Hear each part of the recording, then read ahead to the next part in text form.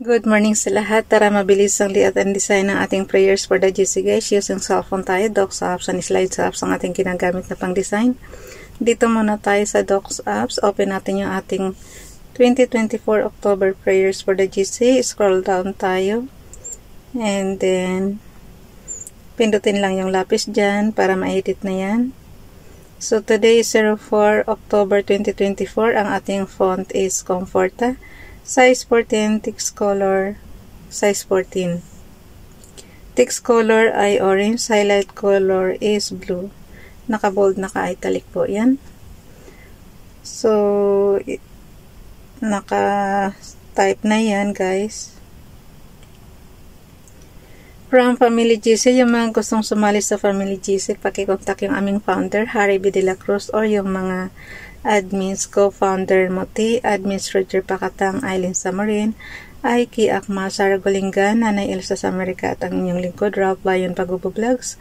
Paki-subscribe na rin sa kanilang mga YouTube channel. And then, yung gusto magpa-member dyan, i-add nyo lang, and then, i-confirm na yan ng mga admins kung sino mga unang makakakita dyan. Dito muna tayo kay Princess Dayan channel. Paki-subscribe guys. Jesus said unto him, Thou shalt love the Lord thy God with all thy heart, and with all thy soul, and with all thy mind. Matthew chapter 22 verse 37. Bukas mababasa natin yan kasi na tapos na tayo ngayon sa 21. Chapter 21 ng Mateo. So, bukas itong Mateo chapter 22, mababasa natin yan. Buong chapter ng chapter 22. Ito kasi lang to guys. Putol-putol lang to. Kumbaga sa kinukulik lang niya yung mismong verse lang niya. Isang verse lang siya. Ang pagbabasa kasi natin ng Bible, siya? By chapters. Minsan nga nagugulat ako sa sarili ko eh. Paano ko nagagawa yung yung tuloy-tuloy. Kasi ayoko talaga yung napuputol. Dito naman tayo kay Ralph Bayon Pag-Vlogs. For there is one God and one mediator between God and men, the man Christ Jesus. 1 Timothy chapter 2 verse 5. Ito guys, maliwanag na masyado. Kanina diba sa chapter 21, ang banggit nila kay Jesus Christ, ang pagkilala ng mga tao is propeta. Kinikilala siya ng mga tao as propeta. Nung unang panahon ha. Tapos dito naman nakalagay naman sa 1 Timothy, For there is one God and one mediator between God and man, the man Christ Jesus. So si Jesus is the mediator between man and God. Diba? Okay. Maraming si Jesus eh. Marami siyang minsan kino-compare siya kina Elijah, kino-compare siya kina Moises. Parang parang yung power ng mga prophet is na kay Jesus din. So dito naman tayo sa slides apps. Basahin natin yung inedit ko siya guys. May tinatakpan ako na kung mapansin nyo. May kasi yan eh, itong i-repost prayers natin, tinakpan ko siya. Kasi yan, yung mayroon niya nakalagay na araw, Friday na tayo today, so Wednesday nakalagay, kaya need kong takpan. Para hindi na, pero repost prayers naman okay lang sana, pero tinakpan ko pa rin. Okay, basahin lang natin to, i-repost natin yung prayers ni Sis Elsa. Paki-subscribe guys, Nanay Elsa sa Amerika. Ito yung kanyang sabi ko kasi tinakpan ko lang ha. Yung blank niya na yan, na puti yun. Blessings. May the Lord give you strength and keep you safe. God bless. So, ingat-ingat parati mga ka-GC ko. And sa lahat na rin ng mga tao, ingat-ingat palagi. Be safe. Kasi guys, pagka safe tayo, walang problema, 'di ba? At saka ang lagi ko talagang panalangin kay Father God, maging healthy lahat ng tao. Maging healthy na kumbaga sa hindi na tayo kailangan na gumastos pa ng pagkalaki-laki para sa mga sakit-sakit na yan. So, panalangin lang natin na healthy parati para hindi na gumastos ng pampa-hospital. Pero nawa, yung mga may sakit dyan sa hospital, gumaling na rin talaga. Kasi, alam niyo guys, pag na-hospital ka, ang laki ang pera ng, alam mo yung pasalamat na nga tayo ng birthday ni PBBM is libre lahat ng bill sa hospital. Nawa everyday birthday ni President Marcos Jr. para libre lagi yung mga bill sa sa hospital. Ito yung sinasabi na minsan ka lang bigyan ng manghingi ka pa ng talagang susunod pa. So, hindi naman kasi maiwasan, Father God, na ganun ang hilingin natin kasi malaki yung bagay yung malibre ng ng bill, ng hospital bill.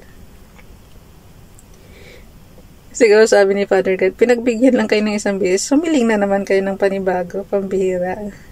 Kasi lagi natin sana nawa araw-araw birthday ni PBBM para libre lahat. Okay, skip na natin yan. Basahin natin yung kay Princess Dayan channel.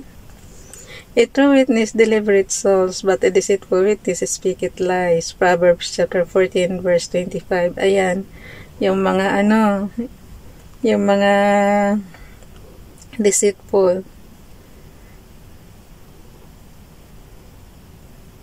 Kaya nga ang daming huwag kayong maniwala sa mga mapagpanggap yan na sila ang anak ng anointed son of God ba yun? Ay nako. Okay, now faith kay Ralph naman, last year pa rin ito guys. Now faith is the substance of things, hope for the evidence of things not seen. Hebrews chapter 11 verse 1. Bible King James Bible. Alam niyo, kaya lagi kong ini-encourage yung mga manonood ko na magbasa rin kayo ng Bible guys, para hindi kayo basta-basta nadadaya na mga mapagkunwaring may mga alam sa Bible. Dapat kayo mismo talaga ang magbasa. Kaya nga pinapasabay ko kayo everyday sa akin kasi para pare-pareho tayo dito matuto. Kasi wag tayo magpalin lang guys na karamihan kasi ng nagmamarunong-marunongan sa Bible. Kung tayo mismo ang magbabasa, di natin na, yan pala yung nakasulat. Saka wag tayong magbasa ng paputol-putol. Dapat ang basahin natin katulad ng ginagawa natin na chapter by chapter para hindi ka malilito. Kasi yung, di ba, yung mga binabasahan lang tayo is, di ba, laktaw-laktaw sila. So, mas maganda talaga yung tuloy-tuloy. Kaya, in-encourage ko kayo mismo ang magbasa. Pasa na natin dito sa ating, ilagay muna natin dito sa ating storage. So, open lang natin yung prayers, Family GC. So, mayroon na tayong plus lang yan. And then, ilagay na yung graphics natin. So, mayroon na tayong 4 na. 1, 2, 3, 4. Siyempre, 4 na graphics na yan. Kasi, na ngayon, pang 4 na araw na ng buwan ng October. So, bukas, bakante na yung October 5 natin. Bakante na yung ating October 5. Nilayo ko na yung October 6. So, ayan. Balik tayo sa gallery. Ipasa na natin sa GC. Ang init talaga, oy. Share lang natin. Piliin natin yung chats. Doon tayo magpasa ng ating prayer. Today is Friday, diba? 04. Ayan na naman, mabagal na naman si Ralph. Kaya ko tinutuwid yung likod ko guys kasi masakit makirot. Kakayuko. 04. Ano ngayon? October 2024. Dito tayo mabagal kasi maliit yung keypad. Depende kasi yun sa cellphone na gamit nyo itong sa akin napakaliit talaga. Ano yun? May Magalaw yung isang sipin natin. October 2024, prayers for the Jesus. From YTC's Nanay Elsa sa Amerika. Paki-subscribe. Nanay Elsa sa Amerika. Ralph Lion Pagupo Vlogs. Paki-subscribe. And Princess Dayan channel. Paki-subscribe na rin, guys. Actually, hindi ko pa lang na-i-apply itong kay Princess Dayan channel eh. Wala pa talaga akong time. Hindi ko pa na-apply sa monetization. Baka pag nagbakasyon na, baka pag uwi na lang siguro natin sa Pilipinas kasi wala na tayong gagawin doon para relax lang tayo. So, matutukan na natin to isang channel natin. Okay. Happy. Ay, mag-thank you nga pala muna tayo kay Father God. Kahit anong maliit na blessings ang natanggap nyo guys, need natin mag-thank you. So, thank you Father God for everything. Thank you so much, Father God, for everything. Have mercy on us. Alam nyo guys, ang makakapagligtas sa atin, masisave tayo, yung awa lang ni Father God. Kahit dasal tayo ng dasal, kung hindi tayo kaawaan, hindi pa rin tayo maliligtas. So, need pa rin nating isama dito. Have mercy on us, Father. Have mercy on us. And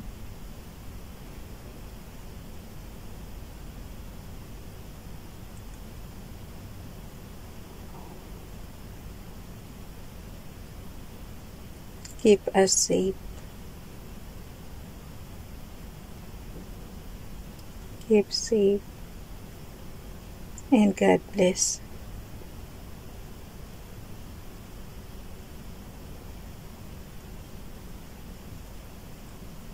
Amen. Ay, isingit ko doon sa taas yung Happy Friday everyone. May oras pa man, may minuto pa. Kung saan yung guys, doon nyo isingit. So, ilagay nyo yung cursor nyo kung saan nyo isisingit. So, linagay ko siya doon sa before thank you so much. So, Happy Friday everyone.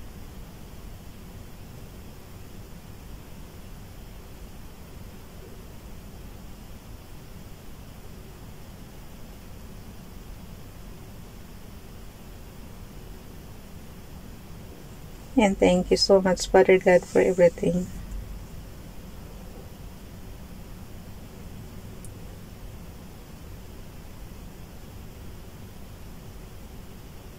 Sinisingit ko na lang. Kasi minsan guys, pagka tuloy-tuloy kasi ako, kaya yun sinisingit ko na lang. Okay? Tapos na, ipasa ko na yan. Ako na magpasa. Bye everyone. God bless.